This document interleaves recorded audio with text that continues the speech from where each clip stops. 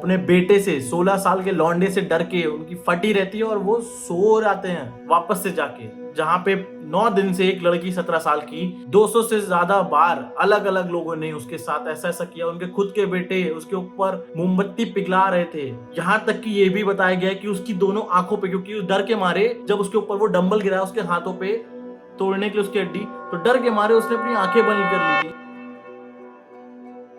Video को शुरू करने से पहले मैं आप सभी से रिक्वेस्ट करना चाहता हूं कि अगर आपको किसी और के ऊपर होते हुए जुल्म और शोषण से अगर आपका मन विचलित होता है या फिर आपको बहुत बुरा लगता है और आपकी नींदें उड़ जाती हैं, तो प्लीज इस वीडियो को ना देखें, क्योंकि इस वीडियो में ऐसी ऐसी चीजें यूज हुई हैं या ऐसी ऐसी चीजें हुई हैं विक्टिम के साथ जो कि हर कमजोर दिल वाला आदमी ना सुन सकता है ना उसको डाइजेस्ट कर सकता है। तो please it's a request to leave this video if you are light hearted. Thank you so much. और मैं चाहता तो नहीं हूँ इसमें अपील करने के लिए, कुछ बोलने के लिए, but thank you so much. हमारे 1000 सब्सक्राइबर फाइनली पूरे हो चुके हैं। जो लोग इस चैनल को सपोर्ट कर रहे हैं, सब्सक्राइब कर रहे हैं, अपना वैल्यूएबल टाइम दे रहे हैं, उन सभी को बहुत बहुत थैंक यू। और कुछ रीजंस की वजह से अभी वो ग्रीन स्क्रीन वाला सेटअप थोड़ा सा चेंज हो गया है, बट कंटेंट क्वालिटी हम कोशिश करेंगे कि इम्प्रूव कर सकें। तो वीडियो को शुरू करते हैं।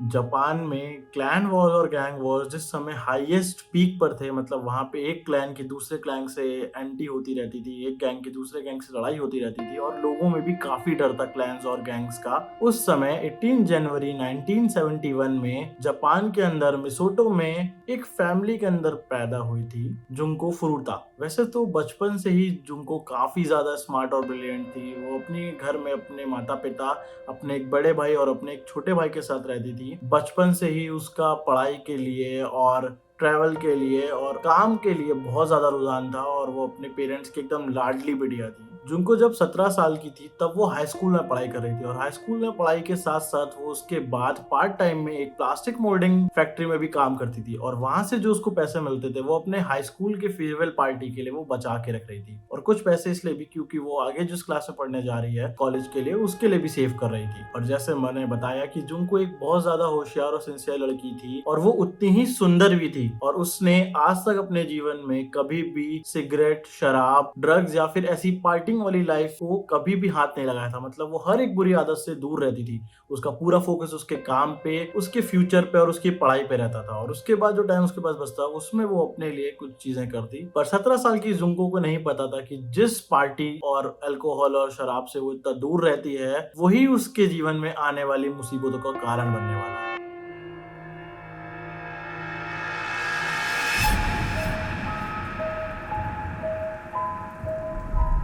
जुंको के ही हाई स्कूल में पढ़ने वाला एक और लड़का 18 साल का हिरोशी मियानो, जो कि उस टाइम के पॉपुलर गैंग याकुजा क्लैन को रिप्रेजेंट करता था, वो जुंको को कहीं देख लेता और उसका दिल जुंको पे आ जाता है। तब वो जुंको को सबके सामने प्रपोज करने के लिए जाता है, पर जुंको उस प्रपोजल को कि मेरा इन सब में दिलचस्पी नहीं है इसको बोलते हुए नकार देती है और वो बात हिरोशी के ईगो पे लग जाती है। पर वो कोशिश करना बंद नहीं करता। वो सोचता है कि मैं एक ऐसा प्लान बनाता हूँ कि एक दिन जुंको के पीछे जब कभी गुंडे पड़े होंगे तो वो आएगा वहां पे और हीरो की तरह उसको बचा लेगा और गुंडों को मार के भगा देगा, और जिसकी वजह से जुंको के दिल में उसके लिए प्यार और उसके दिमाग में जो हिरोशी है वो एक हीरो बन जाएगा। तो वो अपने प्लान के अकॉर्डिंग एक दिन वैसे ही कर रहा होता है। तो जब जुंको अपने पार्ट टाइम वर्क खत्म करके अपने घर की ओर जा रही होती है अपनी बाइक पे, तभी हिरोशी का एक दोस्त उसके कहने पे जुंको को इतनी जोर से मारता है कि जुंको अपनी साइकिल के साथ गिर जाती है। और वही सब सेम चीजें होती हुई हिरोशी वहीं दूर पे छुप के खड़े होकर देख रहा होता है कि कब उसका टाइम आएगा और वो दौड़ते हुए जाएगा और अपने ही दोस्त को, जिसको उसने गुंडा बना के भेजा, उसको मार के वहां से भगा देगा और जुंको की नजर में एक हीरो बन जाएगा। तो प्लान के अकॉर्डिंग वैसे ही होता है। हिरोशी का दोस्त जाता है, जुंको को साइकिल से गिरा देता है और तभी हिरोशी जाके उसको भगा के वहां पे जुंको की मदद करता है और धीरे धीरे उसका विश्वास गेन कर लेता है, ठीक है, ट्रस्ट गेन कर लेता है। पर जुंको ने कभी ऐसा नहीं सोचा होता है कि जो उसने उसके प्रपोजल को मना किया था उसको वो ईगो पे लेके बैठता है और उसके लिए ऐसी ऐसी चीजें होने वाली होती हैं, ये कभी भी 17 साल की जुंको के दिमाग में भी नहीं गई। तभी एक दिन उसका भरोसा जीतने के बाद उसको घर छोड़ते वक्त हिरोशी उसको एक अबंडेंट वेयर हाउस में ले जाता है करीब रात के 9:30 बजे और वहां पे उसके साथ कम से कम 7 बार उसका शारीरिक शोषण करता है।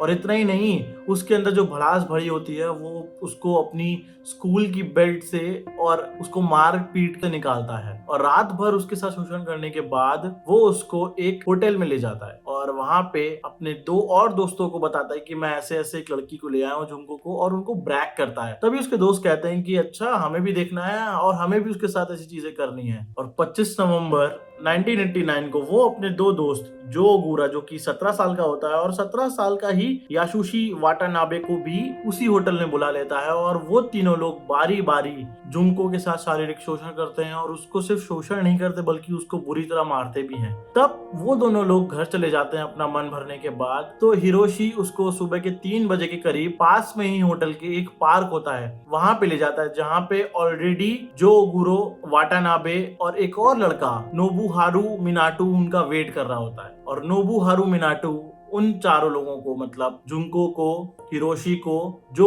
ओगुरू को और वाटानाबे को अपने घर ले जाता है। और दुख की बात तो ये है कि वो अपने पेरेंट्स के घर ले जाता है, जहाँ पे उसके पेरेंट्स और उसके भाई ऑलरेडी रह रहे होते हैं। और उसी के सेकंड फ्लोर पे वो लोग फुरुटो को कैप्टिव कर लेते हैं, मतलब उसको बंदी बना लेते हैं, और उसके साथ बारी बारी से दिन रात सुबह शाम उसका शारीरिक शोषण करते रहते हैं और उसको बुरी तरह मारते हैं। मतलब जब उसका शोषण करते करते उनका मन भर जाता है, तब उसके बाद वो लोग मोमबत्ती जलाते हैं और उसकी दोनों आईलिड्स पे वैक्स गिराने लगते हैं, उसके हाथ पे वैक्स गिराने लगते हैं, उसके बॉडी पार्ट्स पे वैक्स गिराने लगते हैं, और उसको बहुत बुरी तरह मारते हैं। यहाँ तक कि उसको जब उनका मन भर जाता है तो कुछ कुछ समय के लिए उसको रेफ्रिजरेटर में भी रख दिया जाता था। शुरू में तो बहुत कम समय के लिए, पर धीरे धीरे ये चीजें बहुत ज्यादा बढ़ती गई। और ये सब करने वाले नोबुहारू मिनाटो की एज उस समय 16 साल की थी, मतलब जुंको से भी 1 साल छोटा था वो। तीसरे दिन 27 नवंबर को अपनी बेटी के 3 दिन से लापता होने की वजह से जुंको के माता पिता पास ही के एक पुलिस स्टेशन में उसकी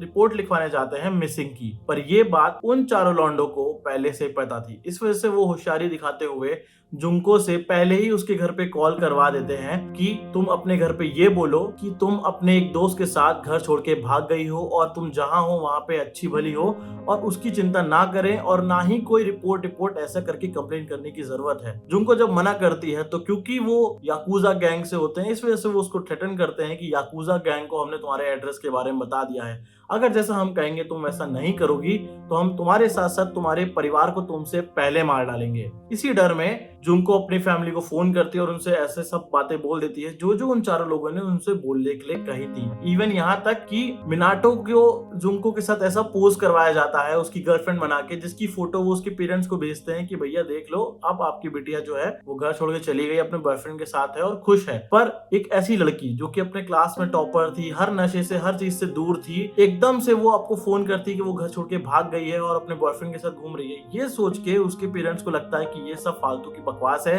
पक्का हमारी बेटी के साथ कुछ गलत हो रहा है। इस वजह से वो उसको इग्नोर करके अपनी इन्वेस्टिगेशन को जारी रखने के लिए बोलते हैं। और 28 नवंबर की रात को करीब 8:30 से 10 बजे के करीब मिनाटो और हिरोशी दो और लड़कों को वहां बुलाता है, जिसमें से एक का नाम तेत्सुओ नाकामुरा और दूसरे का नाम कोइची इहारा था। और वो लोग जब आते हैं और उनके फैमिली के बीच वाले फ्लोर से होते हुए सेकंड फ्लोर की स्टेयर्स के ऊपर जाते हैं, तब वो देखते हैं कि वहां पे जुंको को कैप्टिव बना के रखा गया और उतने समय वो अपने घुटनों के बल बैठी होती है। और उस टाइम पे उसने एक लॉन्ग टी शर्ट पहनी होती है व्हाइट कलर की और एक स्कर्ट पहनी होती है, जो कि हिरोशी मियानो ने कुछ समय पहले इस कांड को अंजाम देने से पहले ही एक पास के स्टोर से चुराया हुआ होता है। और पुलिस की माने तो इन चारों लोगों का, मतलब जितने भी लोग इसमें इन्वॉल्व थे, उन सब की ऑलरेडी बैकग्राउंड में काफी मोलेस्टेशन, चोरी, डकैती, मारपीट के केस ऑलरेडी रजिस्टर्ड थे। मतलब ये जो 16, 17 साल के बच्चे थे ना, ये एक्चुअली में बच्चे नहीं थे, बल्कि उस टाइम पे इतने बड़े बड़े ये लोग कांड करके बैठे थे। और जब ये दोनों नए लड़के आते हैं, नाकामुरा और इहारा, तब उतने टाइम पे ये लोग सब साथ में मिलके कफ सिरप पीते हैं और मेडिकल दवाइयां खाते हैं, जिसकी वजह से ये लोग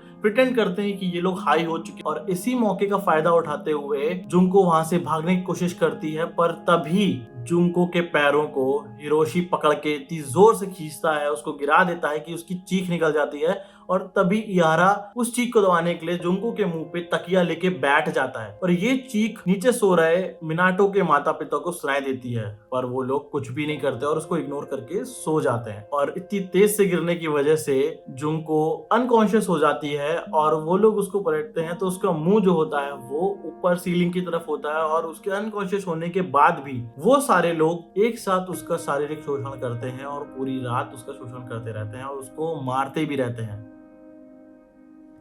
और ऐसे ही 4-5 दिन निकल जाते हैं, उसका शारीरिक शोषण बढ़ता चला जाता है, मारपीट बढ़ती चली जाती है और यहाँ तक कि अब उसे वो भर भर के भारी मात्रा में शराब पिलाने लगते हैं, पानी पिलाने लगते हैं और दूध पिलाने लगते हैं। और जो लड़की कभी सिगरेट नहीं पीती थी उसको वो फोर्स करते हैं, वो भी 1-2 सिगरेट नहीं, एक साथ उसके मुंह में 8 से 10 सिगरेट एक साथ घुसेड़ के जबरदस्ती उसको बोलते हैं कि तुम सिगरेट पियो। और अगर वो नहीं पीती थी तो उसको उसी सिगरेट से उसकी आईलेट्स पे, उसकी बॉडी पे छुआ छुआ के जलाना शुरू कर देते हैं। और जितने भी लड़के वहां पे आए होते हैं वो सब 16-17 साल के लड़के, वो सब इस बात को एक बहुत बड़ी उपाधि समझते हैं कि उन्होंने एक लड़की का ऐसे करके अबडक्शन कर लिया, उसके साथ शोषण कर रहे हैं और वो उसको बढ़ा चढ़ा के अपने दोस्तों को भी बताते हैं। और रिपोर्ट्स में ये कहा गया है कि एक दिन जुंको को मिलने 30 लोग आए थे और उन 30 लोगों ने एक दिन के अंदर उसके साथ बारी बारी उसका शारीरिक शोषण किया। और उसके पूरे 40-42 दिन के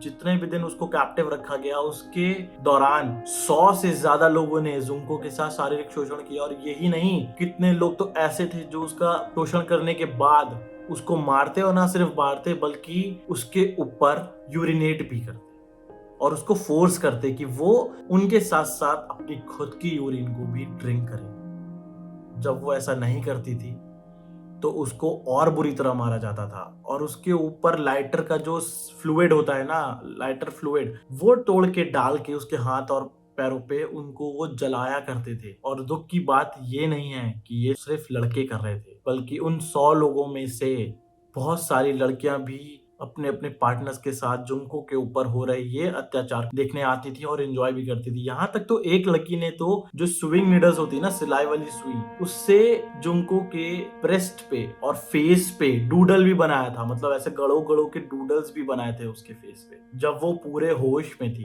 7वें दिन तक इतना प्रताड़ना के बाद, इतनी मार पिटाई के बाद जुंको ये तक भूल गई थी, उसके पास ये भी काउंट नहीं था कि पिछले 7 दिनों में उसके साथ अलग अलग इंसानों ने, अलग अलग लोगों ने 200 से भी ज्यादा बार शारीरिक शोषण किया था उसका। ना उसको ढंग से खाना मिल रहा था, ना उसको ढंग से पानी मिल रहा था, बल्कि उसको अपनी खुद की यूरिन पीने के लिए कहा जा रहा था, दूसरों की यूरिन पीने के लिए कहा जा रहा था। उसके चेहरे पे सुइयां चुभाई जा रही थी, उसकी ड्राइंग बनाई जा रही थी, उसको गिरा के उसके ऊपर डंबल्स गिराए जा रहे थे एक हाइट से, जिसकी वजह से उसकी जो नाखून थे वो तक टूट गए थे, उसकी हड्डियां टूट गई थी हाथ पैर की। और ये अभी रुकने नहीं वाला था। और वो लड़के उसको यही कहते थे कि जैसे तुमको मैंने पकड़ा है ना, वैसे ही कुछ हफ्तों पहले एक और लड़की को हमने पकड़ा था, पर अगर तुम हमारी बात मानती जाओगी तो जैसे हमने उसको छोड़ दिया था हम तुम्हें भी छोड़ देंगे। पर आपको और हमको यहाँ तक आके पता चल गया कि वो उसको छोड़ने की फिराक में तो बिल्कुल भी नहीं थे। फिर जो कपड़े जुंको ने पहन रखे थे ना, वो लॉन्ग टी शर्ट और स्कर्ट, वो यूरिन और उसकी वजह से इतना गंदी हो गई थी, इतना महकने लगी थी कि उन्होंने फोर्स किया जुंको को कि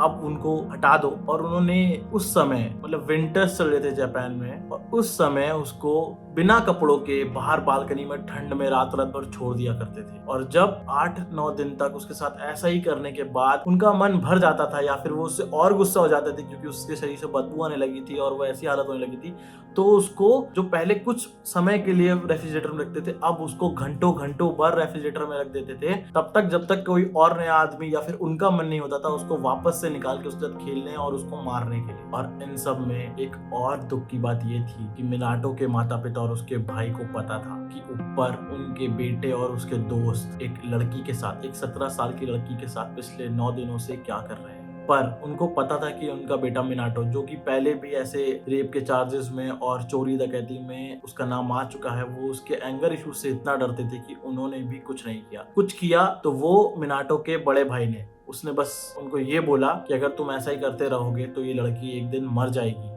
और उसके अलावा भी उसने कोई एक्शन नहीं लिया। तभी वो जो बारी बारी से लोग आ रहे थे उसमें से ही एक लड़का और आता है और ये सब होता हुआ देख के वो अपने बड़े भाई को बताता है। तब उसका बड़ा भाई पुलिस को इन्फॉर्म करता है कि यहाँ पे ऐसा ऐसा हो रहा है। दो पुलिस वाले रात के समय पे मिनाटो के घर जाते हैं और उनके पेरेंट्स को ऑलरेडी सब पता था, तो उनके पेरेंट्स बाहर आते हैं और क्योंकि उनका समाज में इतनी इज्जत होती है इसी डर से वो और नहीं पुलिस वालों को बताते हैं, और क्योंकि उनकी इज्जत थी इस वजह से पुलिस वाले भी बिना गेट खोले अंदर जाके चेक करने के बजाय खुद से, मतलब तुम सोच रहे हो पुलिस वाले उस जगह तक गए पर खुद उन्होंने गेट के अंदर जाके एक बार भी चेक करने का नहीं सोचा और वो वहां से चले जाते हैं जस्ट बिकॉज दो लोगों ने ये बोल दिया कि हाँ भैया हमारे ऐसा कुछ नहीं हो रहा है, और वो जापानीज पुलिस वहां से चली जाती है। अगर वो उस दिन उस घर के अंदर जाके चेक कर लेते तो आगे जो जुंको के साथ होने वाला है ना शायद वो ना होता। वो बेवकूफ पुलिस वाले चले जाते हैं अपने वापस स्टेशन। मिनाटो के जो माता पिता होते हैं ना वो भी कुछ नहीं करते हैं, वो अपने बेटे से 16 साल के लौंडे से डर के उनकी फटी रहती है और वो सो जाते हैं वापस से जाके, जहाँ पे 9 दिन से एक लड़की 17 साल की 200 से ज्यादा बार अलग अलग लोगों ने उसके साथ ऐसा ऐसा किया। उनके खुद के बेटे उसके ऊपर मोमबत्ती पिघला रहे थे, यहाँ तक कि ये भी बताया गया कि उसकी दोनों आंखों पे, क्योंकि उस डर के मारे जब उसके ऊपर वो डंबल गिरा उसके हाथों पे तोड़ने के लिए उसकी हड्डी, तो डर के मारे उसने अपनी आंखें बंद कर ली थी। इस वजह से वो मियानो और मिनाटो उन दोनों लॉन्डो ने उसकी आंख के ऊपर मोमबत्ती रख के जला दी आईलिड्स पे, ताकि वो आंख ही ना बंद कर पाए। और यहाँ तक उन सब ने मिलके उसके बॉडी के सारे हेयर शेव कर डाले थे। उसकी आईब्रोज सिगरेट का जो ऊपर जल्दा होता है ना उससे उसकी पूरी आईब्रोज जला डाली थी। पर यहाँ पे भी वो रुकने वाले नहीं थे, इस जगह पे भी उनका मन नहीं भरा था। वो सोच रहे थे कि अब और नया क्या करें, क्योंकि अभी तो बोर हो गए वो, तो उसको उठा के वापस से उन्होंने रेफ्रिजरेटर में डाल दिया और एक पूरे दिन तक वो रेफ्रिजरेटर नहीं खोला। उसको खाना भी नहीं देना बंद कर दिया उन लोगों ने। और 10वें दिन इतनी मार खाने के बाद, घूंसे खाने के बाद चेहरे पे उसकी नाक के उसका जो साइनस था ना वो साइनस में ब्लड जम गया था, इसकी वजह से वो सही से सांस नहीं ले पा रही थी। उसकी बॉडी में से हर जगह से खून निकल रहा था, उसके फेस पे से खून निकल रहा था। इवन उसके इंटरनल ऑर्गन्स जो थे ना वो स्वेलन अप हो गए थे। उसकी जो वजाइना थी ना, वजाइना वाला एरिया, उसके जेनिटल्स तक को उन्होंने जला दिया था। जलाना तो दूर, आगे जो जो करने जा रहे हैं ना, मुझे नहीं लगता कि अगर आपका दिल स्ट्रांग है तो भी आप ये चीज वीडियो आगे कैरी ऑन कर पाओगे। तो जब उसका डाइजेशन फेल होने लगा, उतने ऊपर से वो जो डंबल की हैवी बॉल आती है ना उसके पेट पे उन्होंने पंखे की हाइट से गिरा दी, जिसकी वजह से उसका बोवल मूवमेंट होता है ना वो खराब हो गया, उसका डाइजेशन खराब हो गया, जिस वजह से वो कुछ भी थोड़ा बहुत जो देते थे वो खाती थी तो वो तुरंत वोमिट कर देती थी। और वो वोमिट जब वो करती थी ना तो ये देख के उसके जो कितने भी कैप्टिवेटर्स थे ना जिन्होंने उसको पकड़ के बंदी बना के रखा था उनको और गुस्सा आता है और वो उसको और बुरी तरह मारते हैं। डे 10 से डे 20 तक के बीच में घर पे उस रूम के अंदर पड़ी हर चीज से जुंको को मारा जाता है। उनके पूरा फ्रेंड्स ग्रुप, इवन जुंको के जो भी स्कूल में दोस्त है ना वो भी आते हैं, उसके साथ शारीरिक शोषण करते हैं, उसको मारते हैं, उसके ऊपर यूरिनेट करते हैं, उसको फोर्स करते हैं, उसको फ्रिज में बंद कर देते हैं, उसको बॉटल से 2 हुई बॉटल से सही पूरी बॉटल्स उसकी पूरी बॉडी में घुसेड़ देते हैं। यहाँ तक कि ना एक बार उनको कुछ नहीं करने को मिल रहा था तो वो लोग एक जलते हुए बल्ब को उसके जेनिटल्स के पास लाके घुमा रहे थे और उसको तब तक घुमाते रहे जब तक वो बल्ब वहीं पे टूट के बिखर नहीं गया। गरम जलता हुआ बल्ब। 17 साल 16 साल के लॉन्डो की ये मेंटेलिटी 20वें दिन तक जुंको की बॉडी उसका साथ छोड़ना शुरू कर देती है। उसके लंग्स सांस लेने और छोड़ने में नाकाम होने शुरू हो जाते हैं, उसके साइनस में क्लॉटिंग हो जाती है, उसकी वजाइनल क्लॉटिंग शुरू हो जाती है, उसकी बॉडी हाथ पैर सब सूजने लगते हैं, उसकी उंगलियों के नाखून तक टूट के मतलब टुकड़े टुकड़े हो जाते हैं डंबल्स गिराने की वजह से। और जब ये देख के उनको मजा नहीं आता है ना तो 22वें दिन वो क्या करते हैं, 2 लौंडे जुंको का मुंह पकड़ते हैं और उसको ऐसा कंक्रीट के फर्श पे ऐसा करके लिटा देते हैं और तीसरा और चौथा लौंडा उसके चेहरे के ऊपर मतलब मुंह के ऊपर बेड से कूदते हैं। और यहाँ तक का तो जो पेन है ना वो तो जुंको की बॉडी भी नहीं झेल पाती और वो अनकॉन्शियस हो जाती है और फिर ये लोग उसके साथ शारीरिक शोषण करते हैं जो अब जुंको सोच भी नहीं पाती है कि इससे ज्यादा उसके साथ क्या होगा। उसकी बॉडी ने रिटेलिएट करना बंद कर दिया था, वो इतने दर्द में थी और अब वो उनसे कहने लगती है कि प्लीज इससे अच्छा तुम मुझे मार दो, तुम मुझे मार दो। वो उससे भीख मांगती है कि तुम मुझे मार दो, 20 दिन हो गए, तुम्हारी जितनी भी सब चीजें होंगी सब तुमने पूरी कर ली, तुम मुझे मार दो। यहाँ तक कि उसकी बॉडी का ऐसा हाल हो गया था कि उसको उस कमरे के वॉशरूम तक जाने के लिए 1 से 2 घंटा लगने लगा था, क्योंकि वो चल के नहीं जा पा रही थी, वो रेंग के जाती थी वॉशरूम। और यहाँ तक अब उसकी वॉशरूम जो उसकी यूरिनेटिंग फ्लो था वो भी अनमैनेजेबल हो जाता है, मतलब उसको इरेगुलर यूरिनेशन शुरू हो जाती है।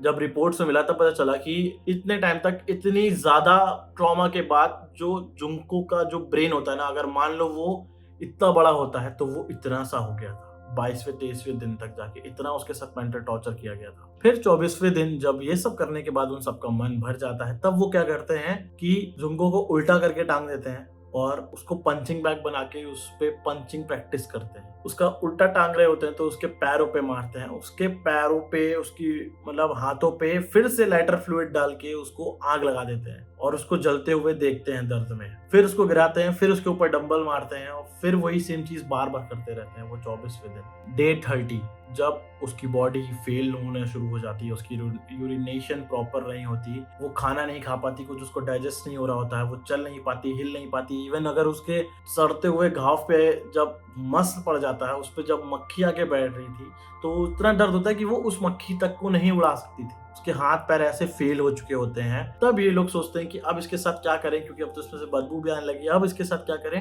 तब ये लोग एक शार्प थिक रॉड लेके आते हैं और अभी तक 30 दिन तक जो जो उसके साथ यूज हुआ ना, मैं आपको एक बार उसके बारे में बता देता हूँ कि 30 दिन तक उसके साथ उन्होंने क्या क्या यूज किया।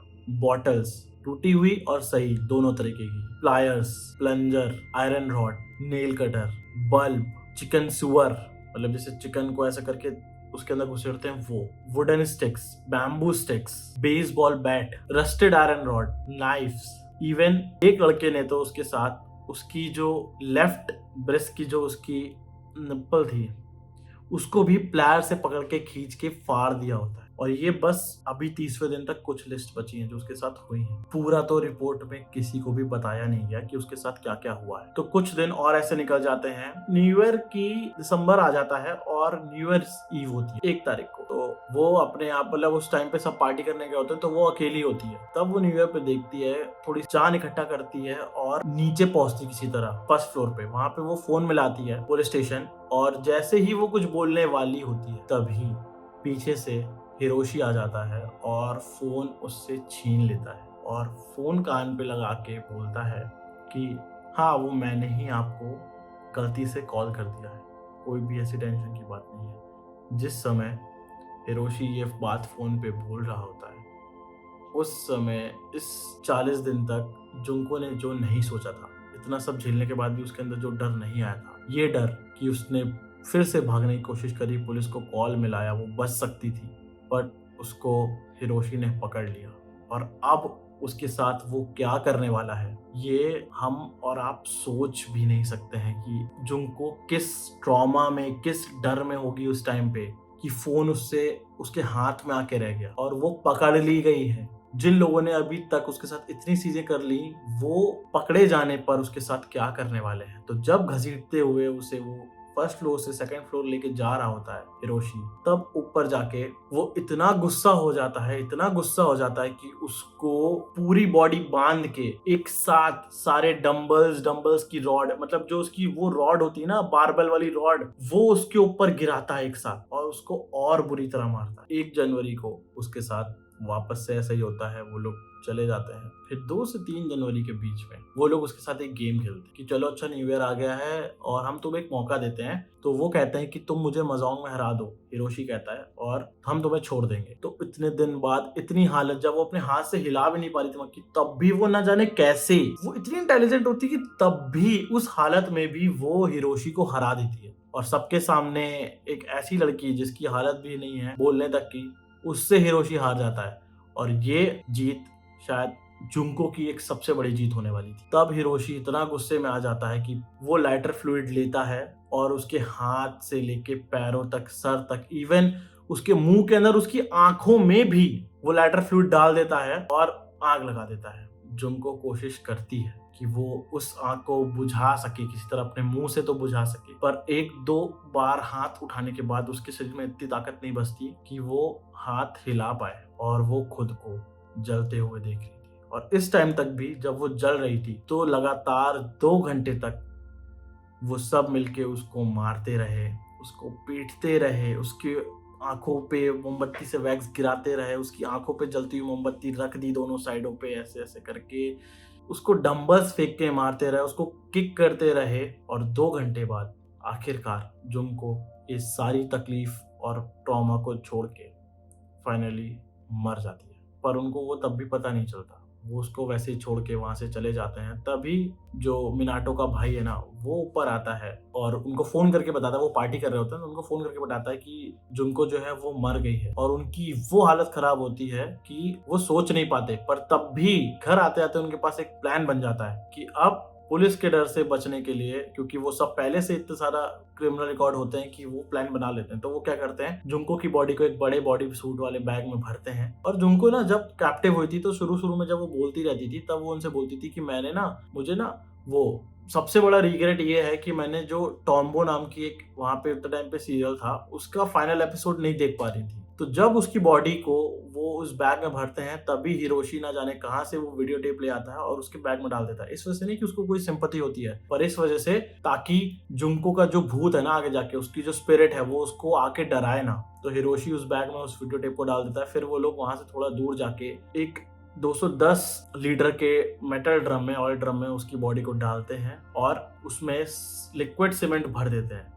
पर वो ये भूल जाते हैं कि, या नजरअंदाज हो जाता है उनसे कि उसके जो जुंको के जो थोड़े से बाल होते हैं ना, वो ड्रम के ऊपर सीमेंट के ऊपर रह जाते हैं। और फिर वो लोग उसको वहीं छोड़ के, एकदम खंडहर में छोड़ के वहां से अपने अपने घर चले जाते हैं। किसी को भी नहीं पता कि जुंको कहाँ गई, कैसे गई। उसके पेरेंट्स को भी नहीं पता जुंको कहाँ गई, कैसे गई। वो सब फ्री हो गए।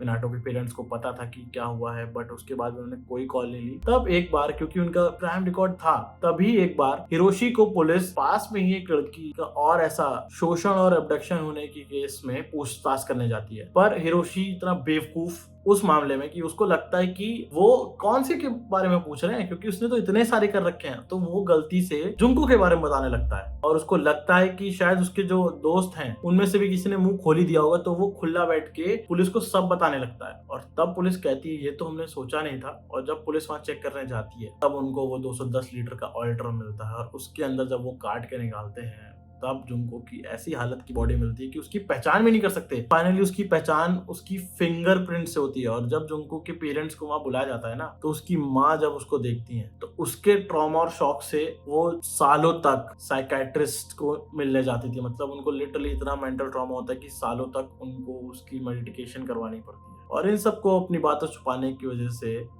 जो हिरोशी है उसकी माँ उन्हें 50 मिलियन येन देती है, ताकि वो लगभग $3.5 लाख देती है, ताकि वो मुआवजे के तौर पे, वो जब पकड़े जाने के बाद कोर्ट उनके कहता है। अगर आपको लगता है कि ये सब होने के बाद भी वो जो लोग हैं वो मतलब जेल में ही रहे होंगे, तो नहीं भैया, वो अपनी अपनी जो सजाएं थी ना उनको 18 साल 19 साल, उन सब के बाद भी वो बाहर, उससे पहले ही बाहर निकल आए थे। और उन्होंने बहुत लोगों के साथ वापस से ऐसे-ऐसे चीज़ें दोबारा करी। उन्होंने फिर से दूसरे लोगों को पकड़-पकड़ के उनका शोषण किया। एक की तो शादी हो गई थी, तो वो अपनी बीवी को छोड़ने के बाद किसी और आदमी को मारने चला जाता है। हिरोशी जो है वो बार-बार ऐसे केसेस में सामने आ रहा होता है। एक में तो उनमें से एक तो जज से कहता है कि आप हमारी 18 से कम करके प्लीज़ सज़ा कम कर दो। तो जज कहता है कि तुम पहले तो ये कर रहे हो और उसके बाद तुम ऐसा भी करोगे, तो उसकी सज़ा को और बढ़ा देता है 5-6 साल। बट तब भी वो सब लोग अपनी-अपनी सज़ा पूरी ही नहीं करते। मतलब उससे काफ़ी महीनों पहले, क्योंकि जापान का ये मानना था कि हम जो क्राइम है उसको कम करें, क्रिमिनल्स को नहीं।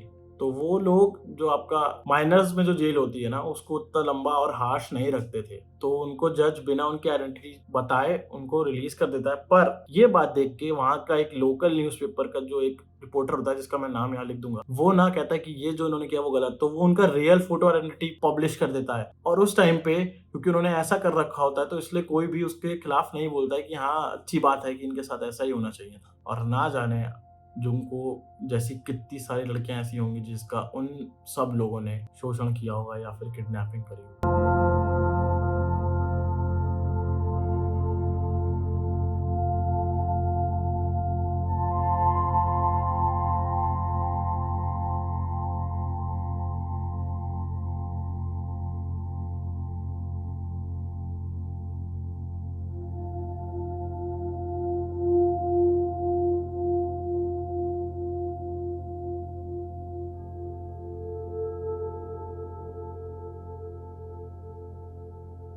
तो मेरी यही रिक्वेस्ट है आप सबसे, जितनी भी लड़कियां ये देख रही हैं, जितने भी पेरेंट्स ये देख रहे हैं, कि अगर आपका बच्चा जो कि इतना होशियार है, होनहार है, पढ़ने लिखने में अच्छा है, हर चीज़ से दूर रहता है, अगर वो एकदम से आपको ऐसी कॉल करे ना कि हाँ मैं ठीक हूँ और मुझे कांटेक्ट कभी मत करना, तो उसको एक नॉर्मल कॉल समझ के इग्नोर मत कर, और एक बार अपने बच्चे से पूछना या फिर कोशिश करना उनको जानने की, क्या वो किसी ऐसी संगत में बुलीज के अंदर तो नहीं है, क्या उनको कॉलेज में, स्कूल में कोई बुली तो नहीं कर रहा, क्या उनका कोई पीछा तो नहीं कर रहा है, या उनके साथ कुछ ऐसा हुआ हो जो वो आपसे बताने में डरते हो। प्लीज आप सब सेफ रहो, और अगर वीडियो यहाँ तक देखी है तो उसको शेयर करो, और हमारे 1000 सब्सक्राइबर कराने के लिए आप सभी का बहुत बहुत थैंक यू सो मच। तो स्टे सेफ, बी हैप्पी, जय हिंद, जय भारत। और एक और मेरी आपसे विनती है कि अभी गर्मी, हीट वेव बहुत बढ़ रही है, तो प्लीज़ चिड़ियों, पक्षियों और जानवरों के लिए पानी रखें। अगर अपनी गाड़ी आप स्टार्ट करते हो तो एक बार उसके नीचे देख लो, या फिर हॉर्न में जाके देख लो कि उसके नीचे कोई कुत्ता या बिल्ली उसके टायरों के ऊपर या फिर गाड़ी के नीचे तो नहीं सो रहा है, ताकि उनकी जान भी सेफ रहे और आपको भी कोई ऐसा जीव हत्या का कोई दोष ना लगे। Thank you so much and stay safe.